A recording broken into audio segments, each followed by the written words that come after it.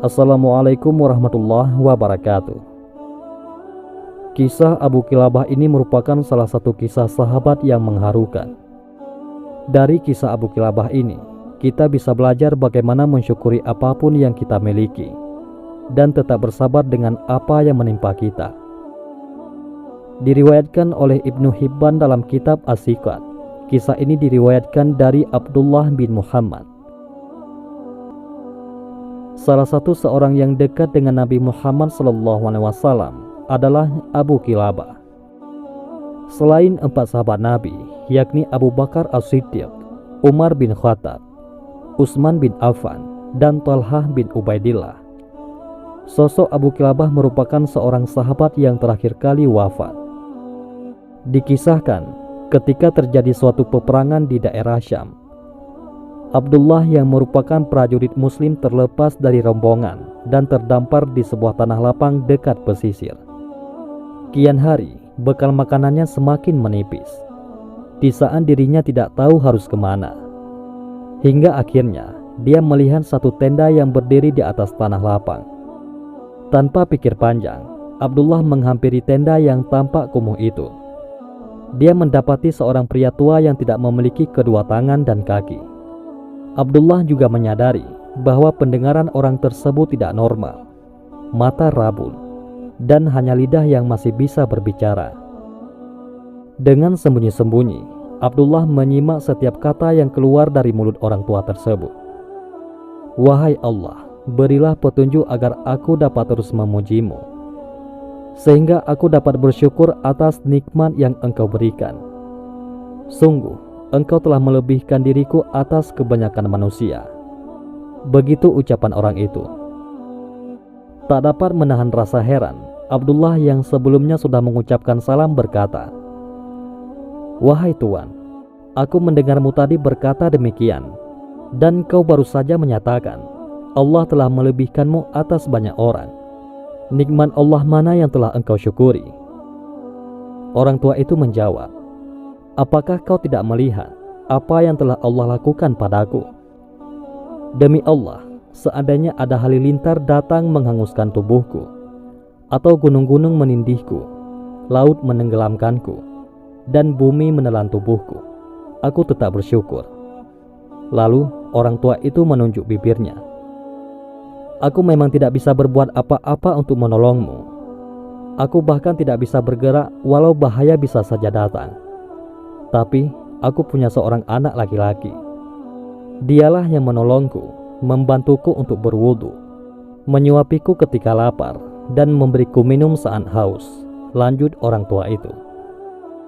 Dan anehnya, Abdullah bahkan tidak melihat satu orang pun dalam tenda ini. Orang tua ini seperti tahu apa yang dipikirkan Abdullah. Lantas pemilik tenda ini menjelaskan lebih lanjut, "Akan tetapi, sudah 3 hari aku tidak mendengarnya. Aku kehilangan dirinya. Wahai musafir, bisakah kau menemukannya?" ucap pemilik tenda itu. Di tengah daerah pesisir pantai yang tidak ada seorang pun, dengan baik hati, Abdullah pun menolong orang tua tersebut. Ia mencari anak hilang itu. Hingga sekian lama mencari, dia melihat pandangan yang memilukan. Anak laki-laki yang dicari sudah tidak bernyawa, meninggal akibat diterkam hewan buas. Inna lillahi wa inna ilaihi raji'un. Bagaimana caraku memberitahukan ini kepada orang tua itu? Dengan wajah terkejut ketika menemukan anak laki-laki tersebut sudah tidak bernafas, Abdullah memberanikan diri untuk menyampaikan hal ini. Bagaimanapun, orang tua itu harus tahu apa yang sudah terjadi pada anak laki-laki yang dicarinya tersebut. Bagaimanapun juga, hanya Allah Subhanahu wa Ta'ala lah yang dapat menentukan nasib seseorang. Abdullah pun memasuki tenda. "Assalamualaikum," ujar Abdullah. "Waalaikumsalam. Engkaukah itu yang tadi menemuiku?" jawab orang tua ini. "Ya," kata Abdullah. "Bagaimana pencariannya? Apakah engkau berhasil menemukan anakku?" tanya si bapak tua. Namun Abdullah seperti tidak sanggup menyatakan apa yang terjadi pada anak si bapak tua ini. apakah Tuan pernah mendengar kisah Nabi Ayub alaihissalam? Abdullah mencoba untuk mulai membuka penjelasan.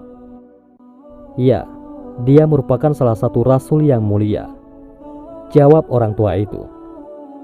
Apakah kau tahu bagaimana Allah Subhanahu wa Ta'ala menguji Nabi Ayub alaihissalam dengan harta, keluarga, bahkan anak-anaknya? Tanya Abdullah. Ya, tentu saja aku tahu, jawab orang tua ini yang heran dengan maksud obrolan ini. Lantas, apakah kau juga tahu bagaimana Nabi Ayub alaihissalam menyikapi cobaan-cobaan yang diberikan Allah Subhanahu wa Ta'ala? Tanya Abdullah.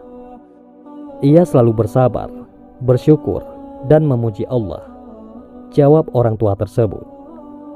Bahkan Nabi Ayub alaihissalam pun dijauhi sahabat-sahabatnya. Tanya Abdullah kepada orang tua itu. Benar, ia pun tetap bersyukur kepada Allah Subhanahu wa Ta'ala. Apa maksudmu menceritakan soal Nabi Ayub alaihissalam secara tiba-tiba? Akhirnya orang tua itu bertanya akan maksud dari perbincangan dengan tamunya. Aku telah menemukan anakmu. Namun sayang, saat kutemukan, dirinya sudah tidak bernafas. Jasadnya ada di antara gundukan pasir dan diterkam kawanan binatang buas. Semoga Allah Subhanahu wa Ta'ala melipat gandakan pahala engkau yang bersabar atas musibah ini, jelas Abdullah. Segala puji bagi Allah. Dia telah menciptakan bagiku keturunan yang tidak bermaksiat kepadanya, jawab orang tua itu. Selang beberapa waktu, orang tua itu sekaligus pemilik tenda tersebut meninggal dunia. Inna lillahi wa inna ilaihi raji'un, ujar Abdullah. Kini Abdullah bingung apa yang harus dilakukan terhadap jasad orang tua ini. Membiarkannya pun tak tega. Belum lagi jika ada kawanan binatang buas yang datang, jasad orang tua itu akan diterkam binatang buas. Abdullah pun menutup jasadnya dengan kain yang ditemukan di dalam tenda tersebut. Dia pun bergegas keluar untuk meminta bantuan. Hingga beberapa waktu, Abdullah melihat dengan samar-samar beberapa orang yang jauh di sana. Mereka menunggangi kuda. Salah satu dari mereka pun tampak rapi. Tanpa pikir panjang, Abdullah pun langsung berteriak dan melambaikan tangan kepada mereka dari kejauhan. Orang-orang yang menunggangi kuda tersebut menyadari akan panggilan Abdullah. Mereka pun mendekatinya. Mereka berkata, "Wahai saudara, apa yang terjadi padamu?" Abdullah langsung menceritakan apa yang telah terjadi dan meminta kepada mereka untuk menolong mengurus jasad orang tua tersebut. Lantas mereka memasuki tenda dan bertanya, "Siapa dia?" "Aku juga tidak mengenalnya. Dia dalam keadaan sakit dan memprihatinkan," jawab Abdullah. Lalu rombongan penunggang kuda yang berjumlah 4 orang itu langsung membuka penutup wajahnya. Mungkin saja salah satu dari mereka mengenalnya. Saat penutup wajah terbuka, wajah mereka tersentak lalu menangis. Abdullah pun bingung dengan apa yang ia lihat dari si penunggang kuda itu. Salah satu dari mereka berkata, "Subhanallah, wajah yang senantiasa bersujud kepada Allah, mata yang selalu menunduk atas apa yang diharamkan Allah, tubuhnya selalu sujud tatkala orang-orang dalam keadaan tidur." Dengan heran, Abdullah pun bertanya, "Kalian kenal dengan orang tua ini?" "Kau tidak mengenalnya?" Mereka bertanya balik kepada Abdullah. Abdullah jelas tidak tahu siapa orang tua yang dia temukan seorang diri di dalam tenda. Dia lantas bertanya, "Siapakah orang tua ini? Mungkin tuan-tuan dapat menceritakannya." Namun orang-orang itu kemudian memperkenalkan diri lebih dulu.